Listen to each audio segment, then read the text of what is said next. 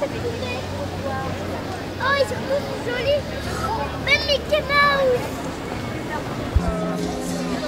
Inscrit dessus en toutes lettres les derniers mots de ton.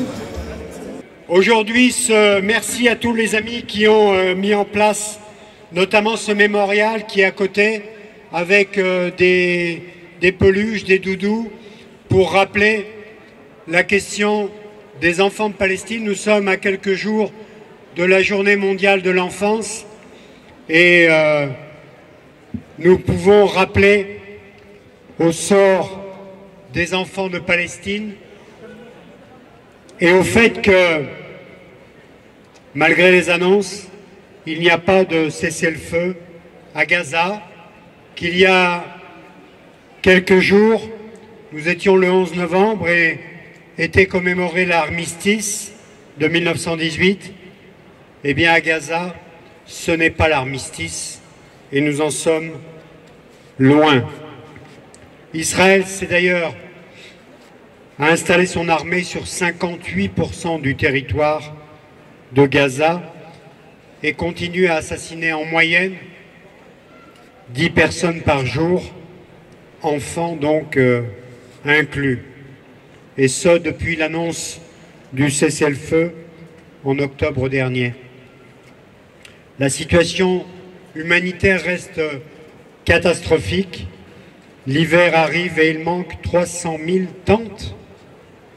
Les Palestiniens ne savent pas où dormir et vous avez peut-être, comme nous tous, pu voir ces images déchirantes parce qu'il y a des pluies diluviennes en ce moment à Gaza et ces images déchirantes de ces abris de fortune qui prennent l'eau, évidemment. Il y a l'absence encore de fournitures médicales avec le blocage persistant de la nourriture et de l'eau. Donc tout ce qui avait été annoncé n'est pas effectif. Le passage de Rafah reste fermé et il était question de 600 camions. Eh bien, il n'y a pas 600 camions et on en est loin.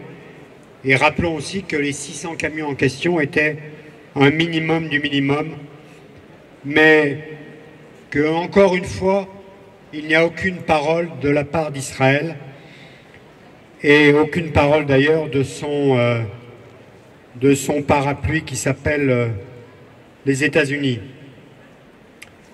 La situation en Cisjordanie aussi, il faut l'évoquer, où les soldats se déchaînent, main dans la main, pour agresser les Palestiniens, partout les arrêter, les voler, les empêcher de récolter leurs olives en pleine saison, et c'est la saison de la cueillette des olives.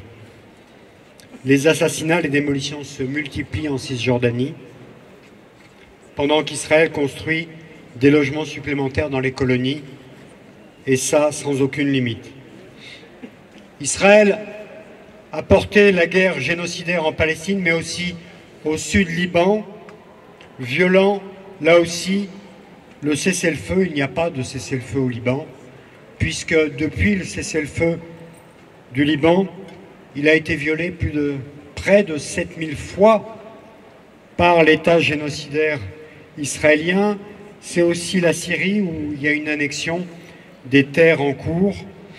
Voilà, Israël, c'est la guerre, toujours, et on continue partout, toujours.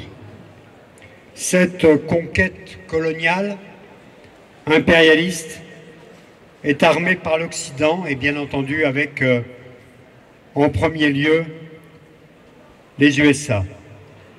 Alors que le crime ministère, M. Netanyahou, est poursuivi par la CPI, l'éternel Macron et le provisoire Le Cornu continuent de livrer des armes et de maintenir les accords militaires et sécuritaires. Ce dernier, alors ministre des Armées, M. Le Cornu, a menti à l'Assemblée nationale en prétendant ne pas livrer d'armes à Israël. Devenu Premier ministre, il récidive dans ses mensonges. La France ne livre pas des armes à Tsahal, a-t-il déclaré, faisant l'impasse sur les composants et les matériaux à double usage qui sont livrés régulièrement à Israël. Selon Mediapart, qui s'est procuré le rapport 2025, les exportations d'armement de la France à destination de l'État hébreu ont atteint un montant inégalé depuis 8 ans. La complicité de la France avec le génocide palestinien doit maintenant cesser. Il faut enfin exercer des sanctions contre Israël, en premier lieu l'arrêt de tout accord militaire et sécuritaire et bien entendu un embargo militaire et sécuritaire total. Voilà ce que nous demandons après plus de 2 années de guerre génocidaire à Gaza, et ce cessez-le-feu n'existe pas, n'existe plus, et malheureusement nous en sommes encore et encore à demander des sanctions, et notamment parmi les sanctions, vous le savez, la suspension de l'accord d'association. Merci à vous d'être encore là, nous sommes encore mobilisés. La semaine prochaine, nous serons en manifestation dans un cortège Palestine dans le cadre de la journée contre les violences faites aux femmes. Nous serons à la manifestation à 14 h place Bellecour samedi prochain dans un cortège de soutien aux femmes de Palestine qui subissent les violences, les agressions régulièrement et journellement à Gaza et en Cisjordanie. Et puis la semaine d'après, le 29, vous le savez, il y a une grande manifestation nationale. Nous serons à Paris, où nous serons au sein d'un cortège lyonnais. Alors vous êtes invités à venir, nombreux, nombreuses. Il y a encore des places dans un bus au départ de Lyon, et puis vous pouvez monter, si vous le souhaitez, par vos propres moyens. En tout cas, pour dire Free Palestine, au départ de la place de la République à 14 h, le 29 novembre à Paris. Donc voilà, on lâche rien pour la Palestine et pour le peuple palestinien. Et je donne maintenant la parole à nos amis des femmes en noir.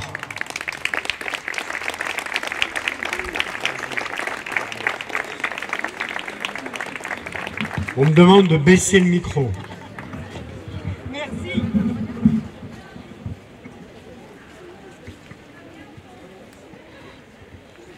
Bonsoir.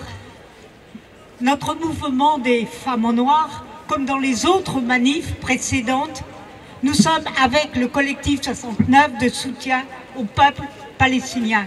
Car, comme lui, nous défendons les droits du peuple palestinien. Plus précisément, aujourd'hui, on soutient son droit à disposer de lui-même, à parvenir à un État souverain. Et c'est pourquoi aujourd'hui nous sommes avec le collectif. Et aujourd'hui, nous célébrons l'anniversaire de la Convention internationale des droits des enfants, comme l'a dit Jérôme tout à l'heure. Elle date du 20 novembre 1989. En tant que femme, en tant que mère, nous sommes particulièrement concernés. Mais aujourd'hui, parler des droits des enfants à Gaza, est-ce possible? Est-ce imaginable? Alors que, après l'attaque du Hamas contre Israël le 7 octobre 2023, Israël a déclenché une guerre totale, un génocide contre toute la population, hommes, femmes, enfants, de la bande de Gaza, permettant en même temps que se déchaîne une violence décuplée des colons contre la population palestinienne de Cisjordanie. Oui, en Cisjordanie, les colons déchaînent contre la population palestinienne cette violence et l'armée laisse faire. Par exemple, il y a des emprisonnements, comme le dit l'association Adamer, sur 10 000 prisonniers politiques emprisonnés, il y a 400 enfants emprisonnés en mai 2025. Et leur situation devient de plus en plus terrible à cause des agressions physiques. Il y a 41% d'enfants en détention administrative parmi ces détenus. Les conditions d'emprisonnement des femmes, elles aussi, se sont détériorées. En termes d'abus systématiques, Il faut savoir aussi que les conditions des Palestiniens enlevés à Gaza et détenus par l'armée israélienne sont les pires. Les enfants tués par les militaires en Cisjordanie, c'est de cela dont on doit parler, car les enfants en Cisjordanie sont dans le viseur des soldats. En 2024, 93 enfants tués. De janvier à novembre, 44 enfants tués. Une association, Defense of Children Palestine, dit « Les soldats ne tirent que pour tuer, même des enfants sans défense mineure. Ils sont vus comme des terroristes potentiels. Ces tirs létaux n'entraînent aucune conséquence pour le tireur. L'armée n'ouvre même pas une enquête. Même en Cisjordanie, l'armée israélienne oublie le droit. La référence au droit ne se fait plus. Écoutons maintenant, car nous pensons que les poèmes, il y en a tant en Palestine, sont importants. Écoutons ce poème, déjà ancien, mais que nous avons aussi choisi, ce poème de Mahmoud Darwish.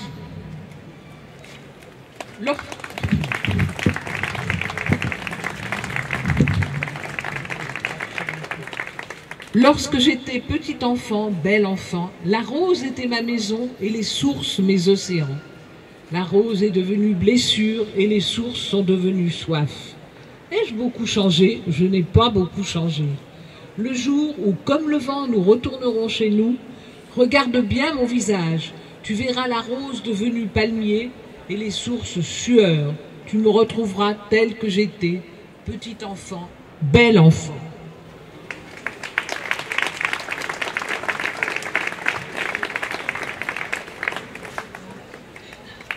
Parlons aussi, après la Cisjordanie, bien sûr, de la bande de Gaza.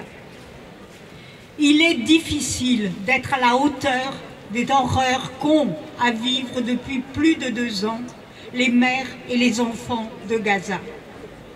Et ce n'est possible que grâce au témoignage des soignants et des soignantes qui, de retour de Gaza, peuvent l'exprimer.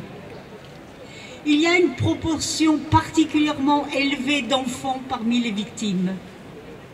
Une des soignantes, ayant déjà rencontré dans d'autres pays des situations abominables, dit « Mais moi, jamais je n'avais connu une telle situation dans laquelle la population n'a pas le droit d'exister. » À travers leurs témoignages, nous essayons d'imaginer le degré de souffrance, d'angoisse que peuvent vivre mères et enfants. Ainsi que l'exprime Neam Hassan, poète gazaoui.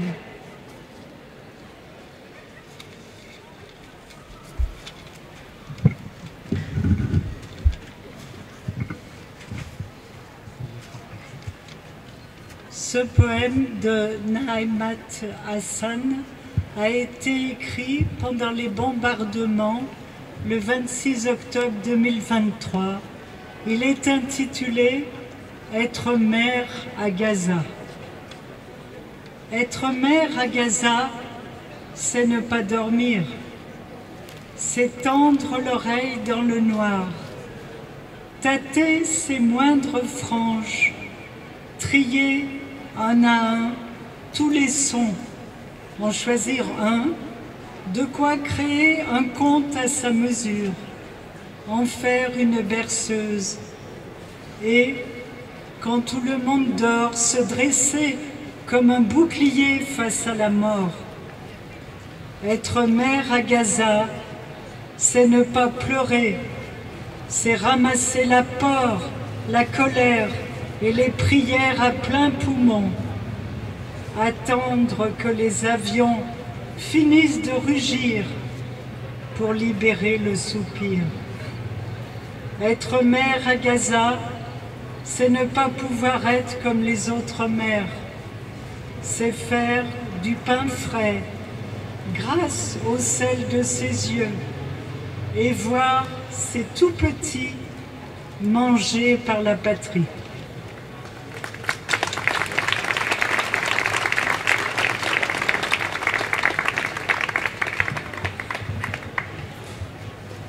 Voici quelques données. 9016 enfants de moins de 10 ans et 9126 femmes de plus de 18 ans sont morts à Gaza. Et ce chiffre n'inclut ni les disparus, ni les décès liés à la malnutrition ou par manque de soins. Il y a les enfants gravement blessés. Gravité causée par le nombre et la violence des différents bombardements dans des bâtiments en dur. Les chairs sont déchiquetées, les membres écrasés, il y a des lésions profondes difficiles à détecter. S'y ajoute la faiblesse physique de ces enfants due à la famine. Il y a le manque de soignants et de médicaments. Et quand il y a des plaies, elles ne se cicatrisent pas, s'infectent par manque d'eau. Nous parlons de blessures, d'assassinats.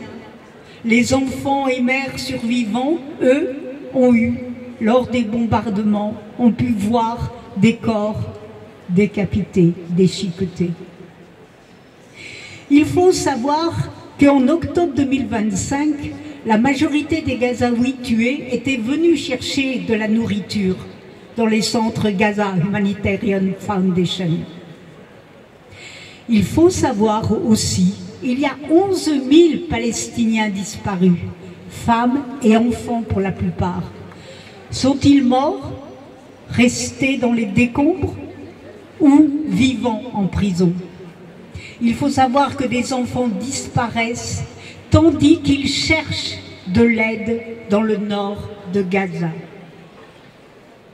Pour essayer de penser à la détresse des enfants, voici cet appel terrible et douloureux qui a été rapporté par un médecin qui a soigné l'un des enfants rescapés du massacre du restaurant survenu il y a quelques mois dans la ville de Gaza.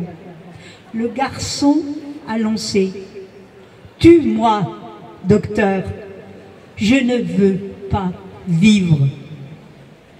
Les enfants de Gaza comprennent ce qui les attend s'ils sont blessés lors des bombardements aléatoires visant les tentes et les rues. S'ils survivent et évitent la mort immédiate, ils peuvent se retrouver seuls, survivants de leur famille, forcés d'affronter la vie sans mère, ni père, ni frères et sœurs, ce qui s'apparente à une longue agonie. Peut-être perdront-ils la vue ou un membre, ce qui les fera souhaiter la mort à chaque instant, regrettant de ne pas l'être. L'enfant disait, on a dit tout à l'heure, « Docteur, tue-moi, je ne veux pas vivre ».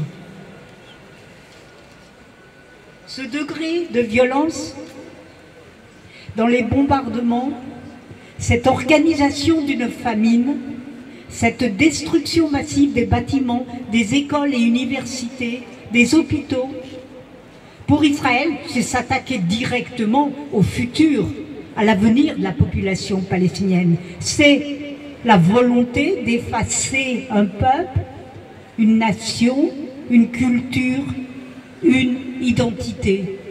C'est ce qu'exprime Brigitte Chalande du collectif Gaza Urgence Déplacée de l'UGFP le 9-10 novembre 2025. Dans ce contexte si difficile, dit-elle, la jeunesse de Gaza s'est démarquée. Elle n'a pas attendu les solutions, elle les a créées. Elle a fondé des groupes éducatifs, lancé des initiatives de soutien scolaire et offert des cours gratuits à ceux qui ne peuvent pas se permettre l'enseignement privé. Une preuve que la génération qu'on cherche à briser est aussi celle qui est capable de reconstruire ce qui a été détruit. Gaza paye un lourd tribut sur le plan éducatif. Les bombardements ne détruisent pas uniquement des bâtiments, ils barrent aussi la route aux étudiants, entravent la capacité des enseignants à poursuivre leur mission et transforment l'école, autrefois un espace éducatif stable, en un lieu d'incertitude, oscillant entre fermeture, déplacements forcés et manque de ressources. Aujourd'hui, l'élève gazaoui ne passe pas seulement l'examen des programmes scolaires, il est également mis à l'épreuve dans sa capacité à apprendre au milieu de la peur, à se concentrer dans le vacarme, à continuer de rêver dans un environnement qui lui impose le contraire. C'est un combat psychologique, intellectuel, qui dépasse les murs de la classe.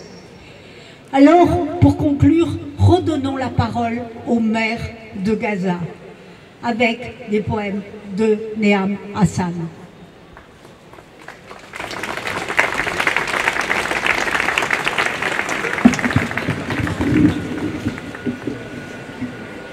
Ben, on essaye. 23 mars 2024. Vent violent ce soir, comme s'il punissait les tentes de camper dans la rue. Lit glacé.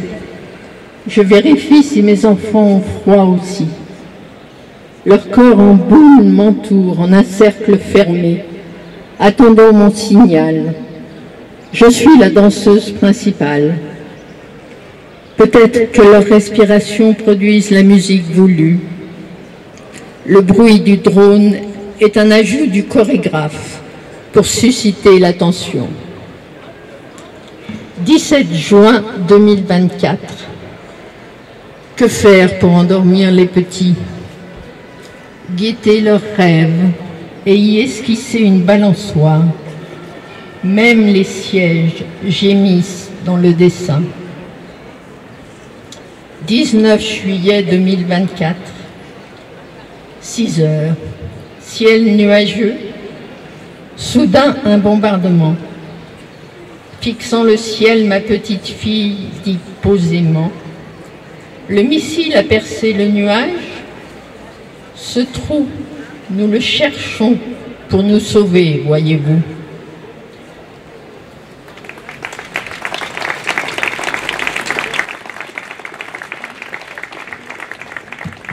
Merci à nos amis des Femmes en Noir qui ont témoigné aujourd'hui.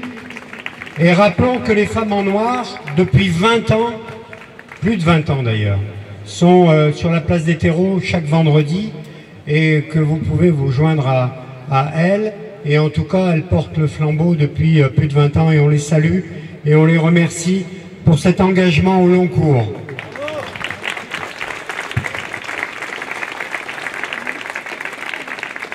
Vous saluez aussi qui êtes encore là, malgré les annonces qui ont pu faire croire pendant un certain temps, et nous y avons cru, qu'il y avait un vrai cessez-le-feu à Gaza, et que nous réclamons toujours un cessez-le-feu permanent, complet, total, et non pas ce simulacre auquel nous assistons aujourd'hui, parce qu'il y a en même temps la continuité de l'occupation de la bande de Gaza, à 58% par l'armée génocidaire.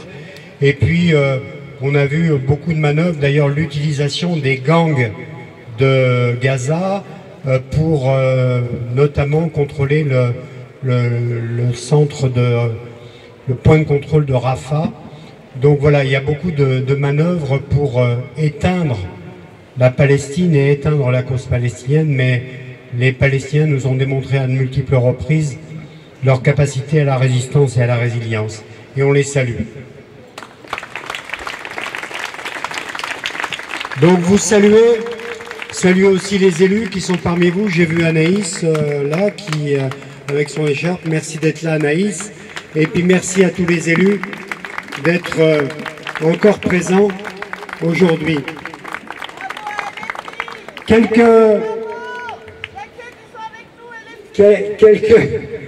Voilà, le message est passé. Un point d'information maintenant de la part de nos amis avocats, ou avocates plutôt, Stéphanie, sur les droits de l'enfant. Merci à nos amis avocats et avocates d'être encore présents. Ouais, merci. Bonjour à tous, comme avocate d'enfants aujourd'hui, j'ai le cœur gros évidemment. Et l'association Avocats pour la justice au Proche-Orient voulait revenir sur un texte fondamental, la Convention internationale des droits de l'enfant qui sera fêtée, qui a été adoptée le 20 novembre 1989 et qui a été ratifiée par 196 États, dont, et vous allez rire, Israël. Comprenez bien que Israël, parce qu'elle a ratifié cette Convention internationale des droits de l'enfant, est responsable de son application, non seulement sur son territoire, mais aussi comme force occupante sur le territoire qu'elle occupe illégalement en Cisjordanie. Cette convention n'est pas une déclaration morale, c'est un traité et c'est un traité contraignant. C'est un traité qui, pour chaque État signataire, qui pour la France aussi, crée des obligations juridiques qui sont des obligations précises et immédiates. La Convention internationale des droits de l'enfant, c'est 4 principes directeurs. C'est l'intérêt supérieur de l'enfant, c'est le droit à la survie et au développement, c'est la non-discrimination et c'est le droit d'être entendu dans toutes les procédures qui le concernent. À ces 4 principes directeurs s'ajoutent des droits essentiels et non discutables. C'est le droit à la santé, c'est le droit à l'éducation, c'est la protection en temps de conflit armé, c'est l'interdiction de la torture et de la détention arbitraire. Ce corpus forme un standard universel, opposable à tous les États. Et pourtant, jamais, depuis l'adoption de la Convention internationale des droits de l'enfant, il y a 36 ans, la violation massive observée à Gaza et en Cisjordanie occupée et dans le système carcéral israélien, jamais ces violations n'ont atteint un tel niveau de gravité. À Gaza, des milliers d'enfants tués et mutilés. À Gaza, la famine. À Gaza, l'effondrement du système de santé. À Gaza, la destruction quasi totale des écoles et la disparition de toute continuité éducative. En Cisjordanie occupée, et de manière encore plus inquiétante ces derniers jours, des incursions militaires régulières, des violences de colons, des démolitions d'habitations, des restrictions de circulation qui privent les enfants d'accès aux soins et d'accès à leurs écoles. La question de la détention des enfants constitue, elle aussi, une violation gravissime de la Convention internationale des droits d'enfants. Chaque année, des centaines d'enfants sont arrêtés, souvent la nuit, interrogés, sans assistance, transférés hors du territoire occupé, maintenus en détention sans inculpation. Les exceptions sécuritaires invoquées par Israël à l'envi ne peuvent en aucun cas justifier ce genre de procédé. Face à cette situation,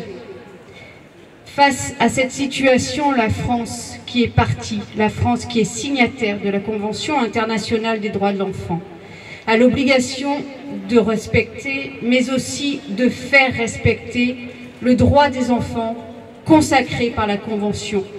Autrement dit, Monsieur Macron, la France a l'obligation de cesser toute action économique, militaro-industrielle ou diplomatique susceptible de contribuer ou de faciliter ces violations graves. La Convention internationale des droits de l'enfant n'est pas une idée généreuse, c'est une norme. La France doit suspendre les exportations d'armes ou de matériaux permettant leur fabrication, car ces armes sont utilisées contre les enfants. La France doit garantir l'accès humanitaire.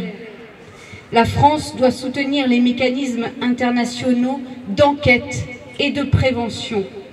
La France doit mettre en œuvre toutes les voies de droit possibles pour faire respecter les droits de l'enfant partout sur cette planète.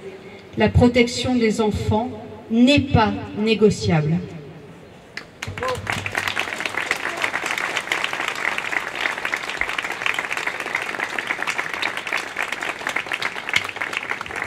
Merci à nos amis avocats, avocates, surtout d'ailleurs, pour le combat sans relâche pour la reconnaissance des droits du peuple palestinien. Et nous allons rester ensemble encore un peu, avec un peu en musique tout à l'heure. Mais vous avez vu le mémorial de ces peluches qui sont juste à côté de nous. Et pour rappeler encore et encore que 20 000 enfants palestiniens, et c'est un chiffre minimum, c'est un chiffre minimum parce que nous savons tous qu'il y a encore beaucoup de corps morts sous les décombres et que dans ces corps morts, il y a beaucoup d'enfants qui sont encore sous les décombres. Et aujourd'hui, la vie est extrême à Gaza. Rappelons que c'est un des critères pour dire qu'il y a un génocide à Gaza, et nous continuons évidemment à dire qu'il y a un génocide à Gaza, que ce génocide ne s'est pas arrêté avec ce pseudo cessez-le-feu et que ce génocide continue. Et nous en avons abondamment parlé à cet instant. Vous rappelez aussi que nous serons la semaine prochaine en manifestation dans le cadre de la manifestation contre les violences faites aux femmes et que nous constituerons un cortège Palestine pour là rappeler au sort et à la situation des femmes de Palestine qui sont l'objet de nombreuses violences, et la première des violences c'est le génocide en cours à Gaza, mais aussi tout ce qui se passe, et on en a abondamment parlé à l'instant, tout ce qui se passe en Cisjordanie, cette violence des colons et ces violences des suprémacistes en vogue à Tel Aviv. Alors voilà, ce rassemblement a été important, nous continuons les manifestations et nous continuons les rassemblements, et puis encore une fois nous appelons à cette grande manifestation nationale qui aura lieu le samedi 29 novembre à Paris, place de la République, et il y a même un point de rendez-vous particulier pour les Lyonnais et les Lyonnaises. Donc nous continuons ce combat. Madame Kahn, vous vouliez nous dire un mot? Bonjour, je voulais vous rappeler que l'UGFP, depuis 2016, est en relation avec des paysans de Gaza, pour lequel nous avions construit un château d'eau, pépinière, etc. Depuis qu'ils ont été, tout a été détruit évidemment, et qu'ils ont été obligés de partir, nous continuons à faire une collecte, nous envoyons de l'argent continuellement, ce qui leur permet d'acheter des tentes, de faire à manger pour les familles, de réunir les enfants, de faire des cours, également de travailler avec les femmes pour les aider psychologiquement. Et c'est donc très important si vous pouvez nous aider pour cette collecte. Merci. Voilà l'engagement au long cours là aussi de l'Union juive française pour la paix. Donc merci d'avoir été présent à ce rassemblement. On peut encore rester ensemble, on va mettre un peu de musique pour rappeler que, encore une fois, dans le centre de Lyon, et c'est très important de le souligner, on est encore présent dans le centre de Lyon, comme nous le faisons depuis maintenant plus de 2 ans avec vous, et en collaboration avec l'ensemble des organisations qui soutiennent et qui sont partie prenante du collectif 69 de soutien au peuple palestinien. Nous sommes encore là, ici à Lyon, pour rappeler encore et encore qu'il y a un génocide à Gaza et pour rappeler tout notre soutien au peuple palestinien, que ce soit en Cisjordanie, que ce soit à Gaza, que ce soit dans les camps de réfugiés à l'extérieur de la Palestine historique. Donc merci d'avoir été présents.